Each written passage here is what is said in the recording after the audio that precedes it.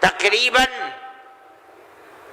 80-82 سال کے بعد کانگریس بنی، اور کانگریس کا جو مقصد تھا، جو آج بھی کتابوں میں موجود ہے، وہ ملک کی آزادی نہیں تھا۔ مقصد تھا کہ جو دو جہاد ہوئے ہیں 1832 اور 1857 میں، اس کی وجہ سے جو ملکہ برطانیہ اور ہندوستان کے بسنے والوں کے درمیان دوری ہو گئی ہے، اس دوری کو دور کیا جائے اور حالات کو صحیح کیا جائے۔ علماء کا یہ نظریہ نہیں تھا۔ علماء کہتے تھے ملک غلام ہو گیا، غلامی کی زنجیروں کو توڑو، انگریز کو بھگاؤ، ملک کو آزاد کراؤ۔ یہ تو حالات تھے جس کے اندر مسلمان داخل ہوئے کانگریس میں، موجود ہیں۔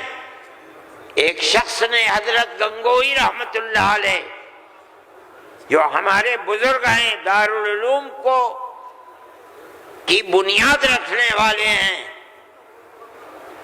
سن 1857 کے اندر جیل میں بند ہو گئے تھے۔ یہ سمجھتے تھے کہ قتل کر دیا جائے گا بغاوت کے الزام میں، لیکن چھوٹ گئے۔ ان سے پوچھا کہ ایک جماعت بنی ہے جس کے بنیادی کردار ہندو بنا رہے ہیں، کیا مسلمانوں کے لیے اس میں شریک ہونا جائز ہے؟ حضرت نے فتویٰ دیا، جس طرح ایک ہندو اور ایک مسلمان کاروبار اور بزنس میں شریک ہو سکتا ہے، تو اسی طرح کانگریس کے ساتھ مسلمان شریک ہو سکتا ہے، بشرطے کہ اپنے دین کا نقصان نہ ہو۔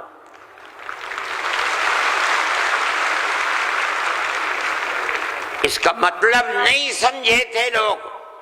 مطلب یہ ہے کہ ہماری تحریک ہے کہ مسلمان اور ہندو جب تک ساتھ نہیں ہوگا، ملک آزاد نہیں ہوگا۔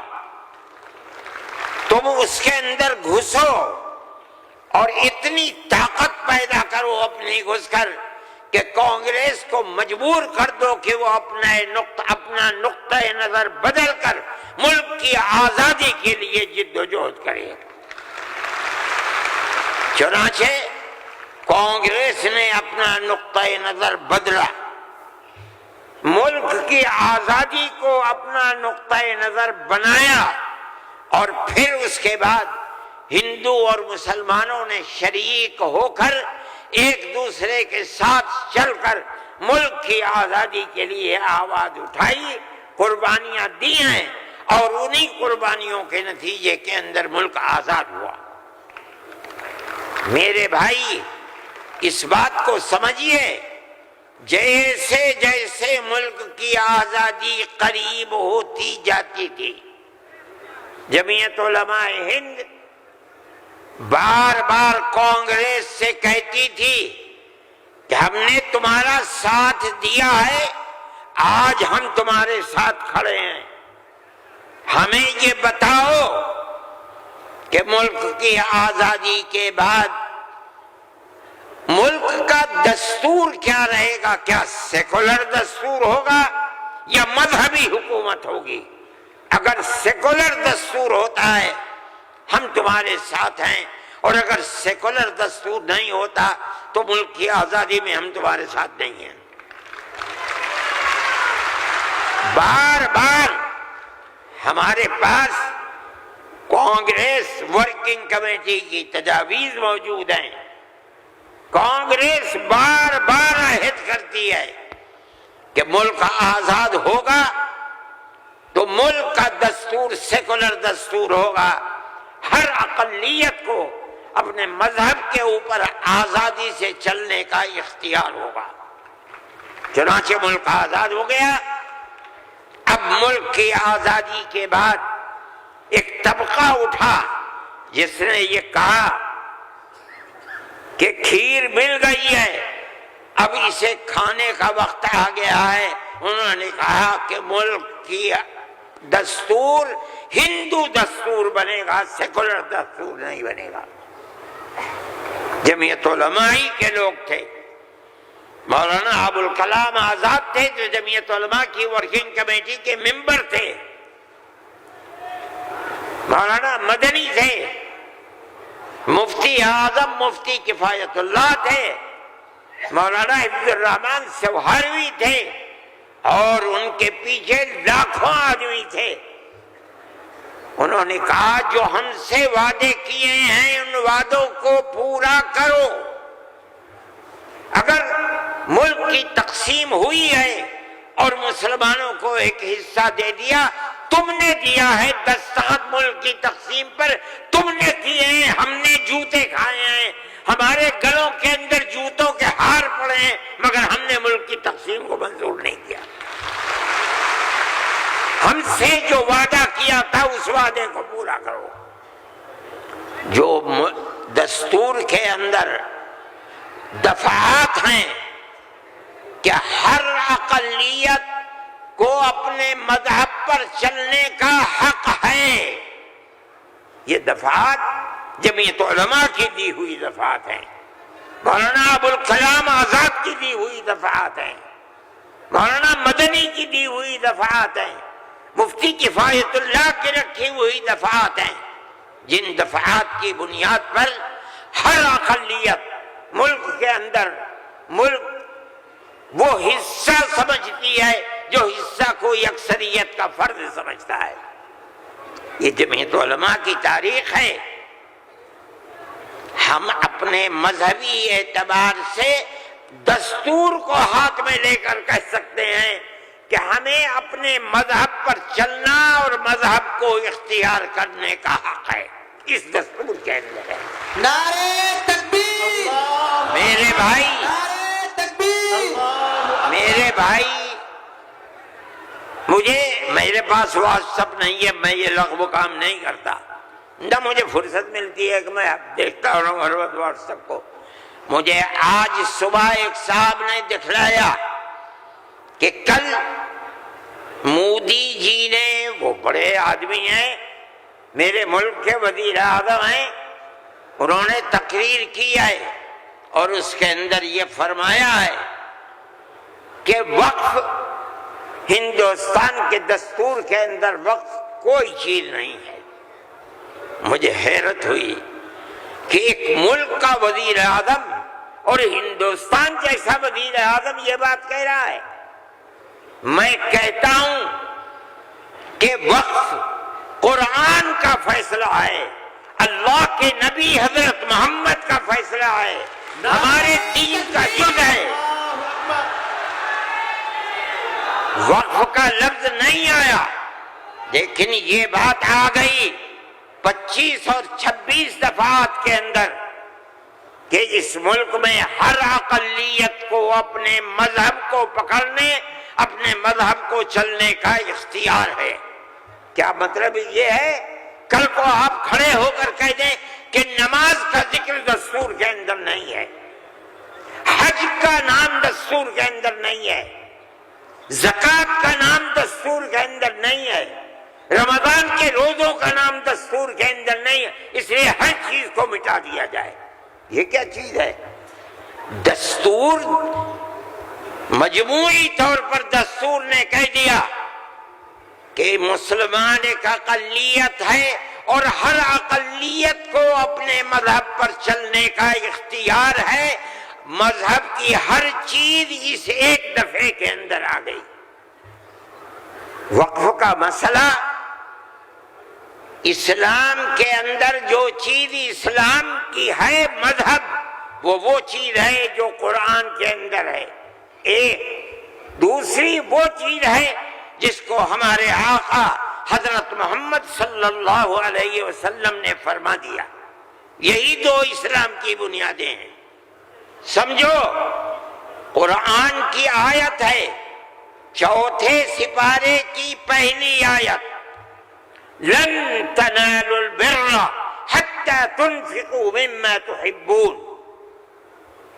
لن تنالوا البر، ہرگز تم جنت کو نہیں پا سکتے. بر کی تفسیر مفسرین جنت سے کرتے ہیں. اے مسلمانوں کان کھول کر سن لو، ہرگز تم جنت کو نہیں پا سکتے یہاں تک کہ تم اپنے اس مال کو اللہ کی رضا کے لیے خرچ کرو جو تمہارے پاس ہے. جس مال کو سے تمہیں محبت ہے اس مال کو تم اللہ کی رضا کے لیے خرچ کرو. اسلام ایسا مذہب تھوڑی ہے. جب یہ آیت اتری اللہ کے نبی نے بیان فرمائی تو نسائی کی حدیث ہے کہ ابو طلحہ انصاری رضی اللہ تعالیٰ عنہ جو ایک دولت مند آدمی تھے، وہ اللہ کے نبی کے پاس آئے اور آ کر کہا کہ یا رسول اللہ، اللہ ہم سے ہمارے مال کے بارے میں فرماتا ہے کہ اگر تم جنت کے طالب ہو تو جو مال سب سے اچھا ہے تم اس کو اللہ کے راہ میں خرچ کر دو. یا رسول اللہ، میرا سب سے بہترین مال فلانی زمین ہے، میں آپ کو گواہ بناتا ہوں کہ میں اس کو اللہ کے لیے وقف کرتا ہوں. یہ حدیث موجود ہے نسائی کے اندر. مذہب اور کس چیز کا نام ہے؟ جو اللہ نے فرمایا وہ مذہب ہے، جو رسول اللہ نے فرمایا وہ مذہب ہے. مجھے حیرت ہے کہ مودی جی ہمارے مذہب کے بارے میں فیصلہ کرتے ہیں کہ وقف کے اندر وقف کا ذکر دستور کے اندر. ارے بابا، دستور کے اندر مذہب اسلام کو ہر اقلیت کو اپنا مذہب قبول کرنے کا اختیار آزادی کے ساتھ ہے. یہ ہمارا مذہب ہے، وقف ہمارا مذہب ہے. اللہ نے فرمایا، رسول اللہ نے فرمایا. حدیث کے اندر آتا ہے کہ جب انسان مر جاتا ہے، یہ مسلم کی حدیث ہے، اذا مات الانسان انقطع عمله عنه. جب آدمی مر گیا اب اس کے اندر کام کرنے کی طاقت بھی نہیں ہے. اب اسے کسی چیز کا ثواب ملتا تھا، نماز پڑھنے کا، روزہ رکھنے کا، نہ نماز پڑھ سکتا ہے نہ روزہ. مگر فرماتے ہیں تین چیزیں ایسی ہیں مرنے کے بعد بھی آدمی قبر میں چلا گیا اسے ثواب ملتا رہتا ہے. کیا ہے اس کے اندر؟ پہلی چیز ہے صدقۃ جاریۃ، ایسا صدقہ کر کے جانا کہ جو اس کا ثواب برابر جاری رہے. مثال کے طریقے پر کوئی کنواں کھودوا دیا، یہ اللہ کے لیے وقف ہے، 100 سال 200 سال 1000 سال اگر اس کنویں سے پیاسا پانی پیے گا اس آدمی کو پہنچے گا جو مر گیا 100 سال پہلے، اس نے بنوایا تھا کنواں. اسی لیے مسلم کی روایت ہے اور وہ اس کے شارح امام نووی فرماتے ہیں کہ مراد اس سے وقف ہے. یہ قرآن و حدیث میں آپ کو سنا رہا ہوں. مجھے حیرت ہے کہ ہندوستان جیسے ملک کا وزیر اعظم ایسی بات کہہ رہا ہے. ارے بابا، کیا زکوٰۃ کا ذکر آئے گا دستور کے اندر؟ کیا نماز کا ذکر آئے گا دستور کے اندر؟ کل کو کھڑے ہو کے یہ کہہ دو کہ نماز کا ذکر دستور میں نہیں ہے اس لیے نماز نہیں پڑھنے دی جائے گی. زکوٰۃ دستور میں نہیں ہے، زکوٰۃ نہیں کرے. میں سوچتا ہوں کہ اللہ، ملک کا کون بول رہا ہے؟ وزیر اعظم، اور ایسی چیز بول رہا ہے جس کے نہ سر ہے نہ پر ہے. ہم اس کے مخالف ہیں. ہم کہتے ہیں پڑھو، خود نہیں پڑھتے، پڑھے ہوئوں کو بلاؤ، ان سے پوچھو دین کیا ہے، مذہب کیا ہے، ہم بتائیں گے۔ ہمارا ملک ہے، ہم ہمیشہ سے اس ملک میں رہتے آئے ہیں۔ اگر ہندو کی ذات برہمن ہے، جاؤ کشمیر میں مسلمان بھی برہمن ہے۔ اگر ہندو تیاگی ہے، مسلمان بھی تیاگی ہے۔ اگر ہندو راجپوت ہے، مسلمان بھی راجپوت ہے۔ ہم کہاں سے آئے ہیں؟ ہم تو اسی ملک کے رہنے والے ہیں۔ جس کو ہندو کوئی مذہب پسند ہے وہ ہندو مذہب کے اوپر ہے، جسے عیسائی مذہب پسند ہے وہ عیسائی بن گیا، جسے سکھ مذہب پسند ہے وہ سکھ بن گیا، جسے اسلام مذہب پسند ہے وہ مسلمان بن گیا۔ لیکن جس طرح ایک گھر کے اندر 5 بیٹے ہیں، ایک ٹھگنا ہے، ایک لمبا ہے، ایک کالا ہے، ایک گورا ہے، یہ اختلاف باپ اور ماں کے اندر اختلاف کو پیدا نہیں کرتا۔ اسی طرح ہمارا مذہب ہے کہ آدمی کسی بھی مذہب کو اختیار کر لے، لیکن ہندوستانی ہونے میں ملکی اعتبار سے کوئی فرق نہیں ہے۔ ہمارا مذہب ہے، ہم اس کو مانتے ہیں اور یہی ایک حقیقت ہے۔ لیکن برا ہو اس نفرت کی سیاست کا۔ ایک ایسی بات کہہ رہے ہیں جس کے نہ سر ہے نہ پیر ہے، ایسا معلوم ہوتا ہے جیسے ہر مذہب کی ایک ایک جزئی چیز کو دستور میں ہندوستان کے اگر لایا جائے گا تو وہ دستور ہوگا، نہیں لایا جائے گا دستور نہیں ہوگا۔ لیکن میں کہتا ہوں کہ یہ غلط ہے۔ مودی جی کو ایسی کچی بات نہ کہنی چاہیے، لیکن دنیا ہے، ہر بات کو کہتی چلی جا رہی ہے۔ آپ کے برابر میں جب ملک کا پرائم منسٹر یہ باتیں کرتا ہے جس سے مسلمانوں کے خلاف نفرت ظاہر ہوتی ہے، ملک کا ہوم منسٹر ایسی باتیں کرتا ہے تو دوسرے کیوں نہ کریں گے؟ آپ نے دیکھا جھارکھنڈ کے اندر اس کے ذمہ دار بنایا گیا آسام کے چیف منسٹر کو۔ آسام کے چیف منسٹر کی روز کی تقریریں آپ سنیے، مسلمان کو مسلمان نہیں کہتا، اس کی زبان سے مسلمان کا نام نہیں کہتا، ہمیشہ گھس بیٹھیا کہتا ہے۔ میں کہتا ہوں یہ کتنی بڑی جہالت ہے۔ جس برادری کا وہ آدمی ہوگا اس برادری کے مسلمان بھی آسام میں ہوں گے۔ ہندوستان کی کوئی برادری ایسی نہیں ہے جس کے اندر مسلمان نہ ہو، وہ مسلمان کا نام لیتے ہوئے گھبراتا ہے۔